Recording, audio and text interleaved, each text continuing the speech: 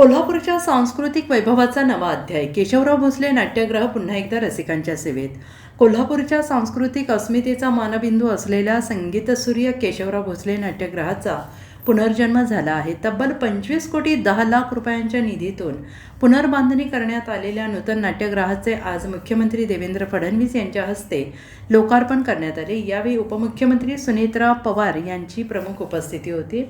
8 August 2024 रोजी भीषण आगीत हे ऐतिहासिक नाट्यगृह जळून खाक झाले आणि त्यामुळे कोल्हापूरच्या कला आणि नाट्यविश्वाला मोठा धक्का बसला. त्यानंतर शासनाच्या निधीतून नाट्यगृहाच्या पुनर्बांधणीला सुरुवात झाली. अनेक अडथळ्यांवर मात करत अखेर हे सांस्कृतिक केंद्र नव्या स्वरूपात साकारले आहे. नव्या वास्तूसोबत आधुनिक सुविधा आणि रंगभूमीच्या गरजा लक्षात घेऊन करण्यात आलेली उभारणी आता रसिकांसाठी खुली झाली आहे. त्यामुळे केशवराव भोसले नाट्यगृहाचा पडदा पुन्हा उघडला असून कोल्हापूरच्या सांस्कृतिक वाटचालीला नवी ऊर्जा मिळणार आहे. Bureau report, SBN Marathi, Kolhapur.